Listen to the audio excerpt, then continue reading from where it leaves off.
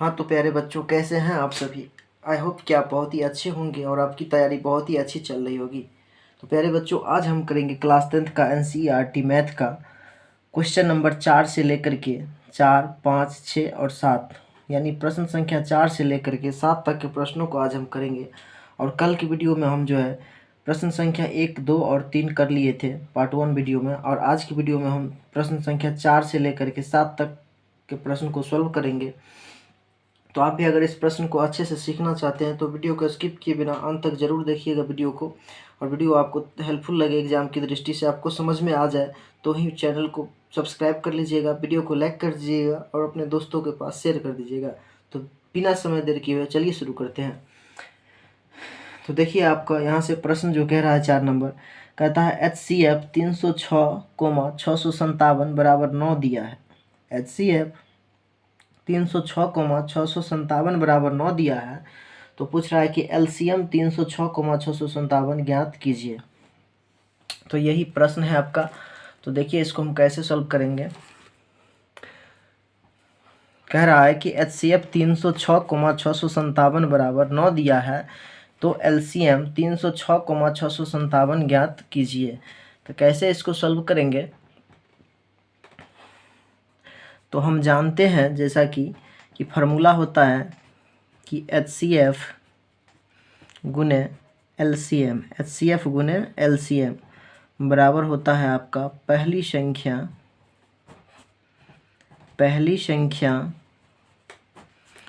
गुने का दूसरी संख्या, पहली संख्या गुने दूसरी संख्या। ठीक है। तो HCF जो दिया है 306,657 का, वो 9 दिया है। तो कितना हम लिख लेंगे, 9 लिख लेंगे। मल्टीप्लाई LCM हमें नहीं पता है, LCM हमें निकालना है। बराबर पहली संख्या, तो पहली संख्या हुआ 306, तो 306 गुने दूसरी संख्या होगी आपका 657, तो 657 लिख लेंगे।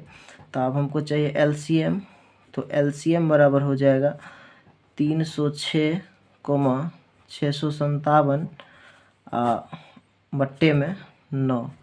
9 से काटेंगे तो 9 तिये के 27, बचा 3, 3 पर 6 36, तो 9 चौके 36। तो आपको यहाँ से 34 गुने 657 बचेगा। तो 34 और 657 का जब हम मल्टीप्लाई करेंगे,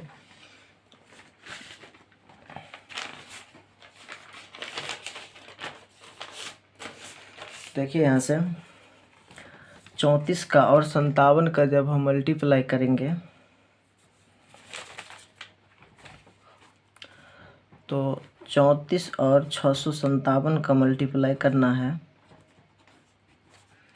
तो जाएगा 7 चौके 28 हासिल 2, 5 चौके 20 2 22 हासिल 2, 6 चौक 24 2 26, 7 तिये 21 हासिल 2, 5 तिये 15 2 17 हासिल 1, 6 तिये 18 19, यानी 8 2 1 3, 7 6 13 का 3 हासिल 1, 9 2 11 12 2 हासिल 1 1 2, 22,338।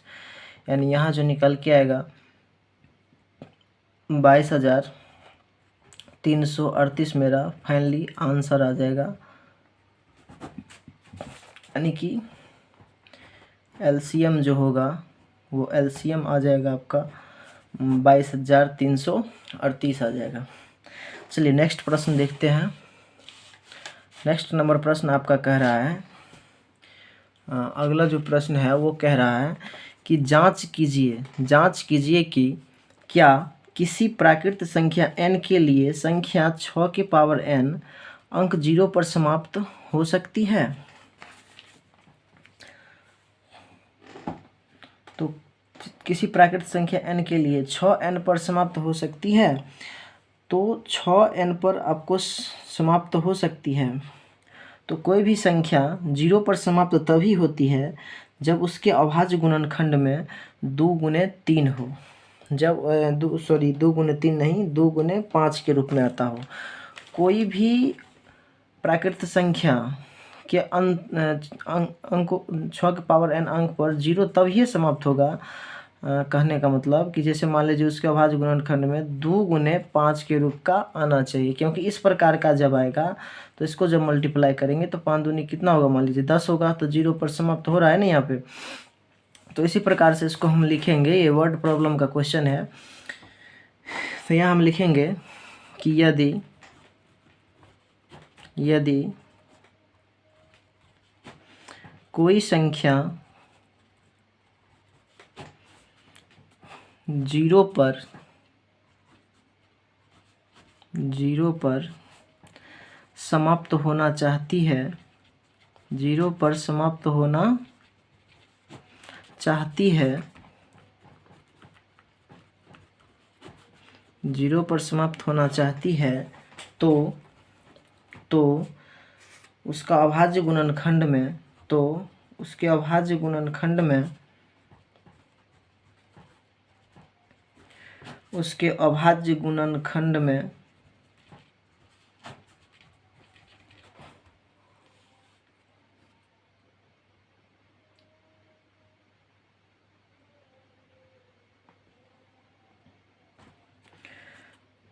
दो गुने 5 के रूप का आना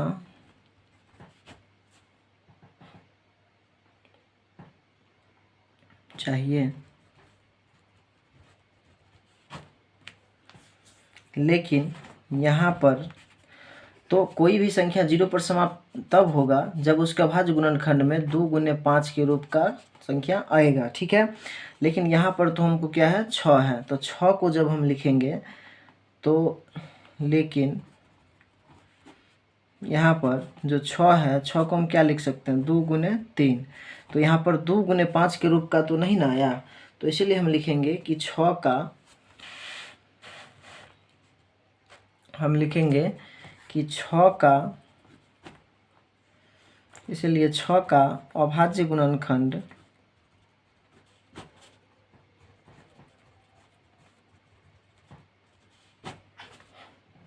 करने पर यह जो है 2 गुने 5 के रूप का नहीं है, के रूप का नहीं है, अर्थात यह जो है कभी भी 0 पर समाप्त नहीं हो सकती है। बस, तो इस क्वेश्चन में बस इतना ही देखना था। कह रहा था कि जांच कीजिए कि क्या किसी प्राकृत संख्या n के लिए संख्या 6 के पावर n अंक 0 पर समाप्त हो सकती है। तो कोई भी संख्या 0 पर समाप्त तभी होगी जब उसके अभाज्य गुणनखंड में 2 गुने 5 के पावर रूप का आना चाहिए। लेकिन यहाँ पर 6 है, तो 6 को हम 2 गुने 3 के रूप में लिख सकते हैं, तो इसीलिए 6 का जो अभाज्य गुणनखंड करेंगे तो अभाज्य गुणनखंड करने पर 2 गुने 5 के रूप का नहीं आएगा, 2 गुने 3 रूप का आएगा, अर्थात यह कभी भी 0 पर समाप्त नहीं हो सकती है। तो चलिए, ऐसा करते हैं कि आप ये समझ गए होंगे। तो फिर से हम अब चलते हैं 6 नंबर क्वेश्चन पे।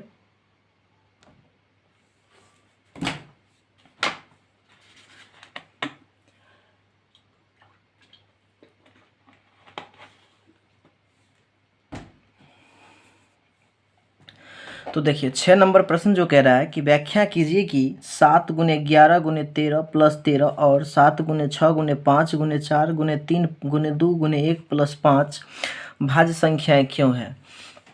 तो यह जो है एक प्रकार का भाज्य संख्या है, लेकिन भाज्य संख्या क्यों है ये इसका कारण पूछ रहा है। तो इसको हम कैसे सॉल्व करेंगे, सबसे पहले हम ये समझेंगे कि भाज्य संख्या क्या होता है। तो भाज्य संख्या वैसा संख्या होता है जिसका कम से कम 2 से अधिक गुणनखंड हो, यानी कम से कम 3 गुणनखंड हो। जैसे मान लीजिए सबसे छोटी भाज्य संख्या आपका 4 होता है, तो 4 का जब हम अभाज्य गुणनखंड करेंगे तो 4 में आपका 1 से भी भाग लगेगा, 4 में आपका 2 से भी भाग लगेगा, और 4 में आपका 4 से भी भाग लगेगा, तो 1 2 और 3 गुणनखंड हुआ ना 4 का। तो इस प्रकार का जो संख्या होता है वही आपका भाज्य संख्या होता है। वैसा संख्या जिसमें कम से कम जिसका 2 से अधिक गुणनखंड यानी कम से कम 3 गुणनखंड हो। तो देखिए इसको कैसे हम सॉल्व करेंगे। इसके हल में हम लिखेंगे जैसे 7 है 11 13 प्लस 13, तो इसमें से हम क्या करेंगे 13 इतना पूरा एक टर्म है गुना के साथ और ये 13 प्लस में है, तो 13 यहाँ से हम कॉमन कर लेंगे। 13 क्या करेंगे कॉमन कर लेंगे। तो 13 जो कॉमन कर लेंगे तो अंदर में बचेगा 11 और 7 बचेगा, इसमें से 7 बचेगा, गुने 11 बचेगा, इसमें से क्या बचेगा 1 बचेगा। ठीक है, तो कितना हो जाएगा 13 इंटू 11 सत्ते 77 और प्लस 1, तो ये हो जाएगा अब 13 गुने 77 1 78। तो ये तो मल्टीप्लाई के रूप में सिर्फ 2 ही आया, लेकिन कम से कम अभाज्य संख्या के लिए 3 अंक चाहिए, 3 गुणनखंड चाहिए। तो इसमें हम क्या करेंगे कि 1 से मल्टीप्लाई तो कर सकते हैं ना। इसी प्रकार से फिर जो है हम इसको देखेंगे तो 7 गुने 6 गुने 5 गुने, इसमें क्या आएगा इस सब में देखिए यहाँ से यहाँ तक में 5 है, इधर भी 5 है, तो इसमें क्या करेंगे 5 को कॉमन कर लेंगे। तो अंदर बचेगा 7 6 4 3 2 गुने 1 प्लस 1, तो हो जाएगा 5 इंटू हो जाएगा 7 छक्के 42 गुने 4 3 12 12 दूनी 24 प्लस 1। तो इसका जब हम मल्टीप्लाई करेंगे तो 5 इंटू अंदर में आएगा, इसका गुना करके 42 और 24 का होगा, 42 और 24 का जब हम गुना करेंगे तो 24 दूनी 48 हासिल 4, 24 चौके 96 और 4 कितना होता है 100 यानी 1008। कितना आएगा गुना 1008 प्लस 1, तो हो जाएगा 5 गुने 1009 और फिर से यहाँ हम क्या करेंगे 1 से मल्टीप्लाई कर लेंगे। तो इस प्रकार से ये जो है आपका भाज्य संख्या हो गया।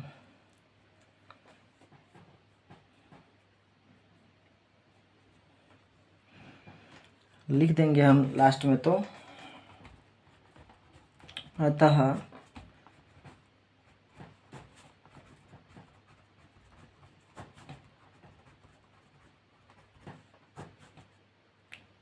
यह सभी संख्या जो है भाज्य संख्या है। तो आशा करते हैं कि आप समझ गए होंगे भाज्य संख्या क्यों है। तो भाज्य संख्या इसलिए है कि इसका कम से कम 3 गुणनखंड हो, और 3 गुणनखंड इसका भी 78 को फिर तोड़ दीजिए तो 3 से भी अधिक गुणनखंड हो जाएगा। तो जब भी 2 से अधिक गुणनखंड हो, कम से कम 3 गुणनखंड हो, तो वही होता है आपका भाज्य संख्या। इसको हम यौगिक संख्या के नाम से भी जानते हैं। चलिए इसके बाद देखते हैं 7 नंबर प्रश्न। 7 नंबर क्या कह रहा है, तो 7 नंबर प्रश्न कह रहा है आपसे, कह रहा है क्या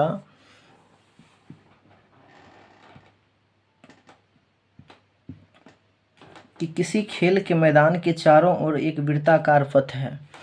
कोई खेल का मैदान है, मान लीजिए कि कोई खेल का मैदान है, मान लीजिए यहाँ पर 7 नंबर में कह रहा है कि कोई खेल का मैदान है। क्या है, कोई खेल का मैदान है। इस प्रकार से मान लीजिए कोई खेल का आयताकार एक मैदान है, और कह रहा है किसी खेल के मैदान के चारों ओर एक वृत्ताकार पथ है। इसके चारों ओर जो है एक वृत्ताकार पथ है, यानी रास्ता है, एक वृत्ताकार रास्ता है, एक वृत्ताकार पथ है। और कह रहा है इस मैदान का एक चक्कर लगाने में सोनिया को 18 मिनट लगते हैं। सोनिया नाम की जो लड़की है, सोनिया नाम की, उसको एक चक्कर लगाने में 18 मिनट का समय लगता है। कितना लगता है 18 मिनट का समय लगता है। फिर कह रहा है कि जबकि इसी मैदान का एक चक्कर लगाने में रवि को 12 मिनट लगते हैं। रवि को कितना मिनट लगता है, जो रवि नाम का एक लड़का है उसको लगता है 12 मिनट। कितना लगता है 12 मिनट लगता है इसी मैदान को चक्कर लगाने में। तो कह रहा है कि मान लीजिए वे दोनों एक ही स्थान और एक ही समय चलना प्रारंभ करके एक ही दिशा में चलते हैं, कितने समय बाद वो पुनः प्रारंभिक स्थान पर मिल जाएंगे। तो जब इस प्रकार से प्रश्न पूछा जाए तो इसको हम क्या करेंगे, 18 और 12 का एलसीएम ले लेंगे। 18 और 12 का क्या करेंगे, एलसीएम ले लेंगे। तो देखिए 18 और 12 का यहाँ पर हम क्या करेंगे, एलसीएम ले लेंगे। तो 18 और 12 का जब हम एलसीएम लेंगे तो 2 से लगाएंगे 9 और 2 छक्के 12, फिर लगाएंगे हम 2 से तो 9 और 2 तिये 6, फिर 3 से लगाएंगे तो 3 तिये 9, 3 कम 3, फिर 3 से लगाएंगे तो 1। तो इस प्रकार से 18 और 12 का जो मेरा मौसो आएगा, 18,12 का जो मौसो आएगा, इसका जो लॉस आएगा एलसीएम, वो एलसीएम हो जाएगा अपना 2 गुने 2 गुने 3 गुने 3, यानी 2 दूना 4, 4 तिया 12, 12 तिया 36, यानी 36 मिनट के बाद जो है, 36 मिनट बाद जो है दोनों फिर से एक ही स्थान पर जो है मिल जाएंगे। तो इस प्रकार से इस एक्सरसाइज प्रश्नावली 1.2 का, इस प्रकार से प्रश्नावली 1.2 का सभी प्रश्न को हम जो है सो सॉल्व कर चुके हैं। फर्स्ट वाले पार्ट वीडियो में हम 1, 2 और 3 प्रश्न को सॉल्व किए थे और आज की वीडियो में 4, 5, 6 और 7 नंबर प्रश्न को सॉल्व किए। तो आशा करते हैं कि आपको अच्छे से समझ में आया होगा। अगर समझ में आया है तो वीडियो को लाइक करके चैनल को सब्सक्राइब करना नहीं भूलिएगा और जितना ज़्यादा से ज़्यादा हो सके वीडियो को शेयर कर दीजिएगा। तो मिलते हैं नेक्स्ट वीडियो के साथ, एक्सरसाइज 1.2 के बाद 1.3 एक्सरसाइज के साथ मिलते हैं। तब तक के लिए जय हिंद।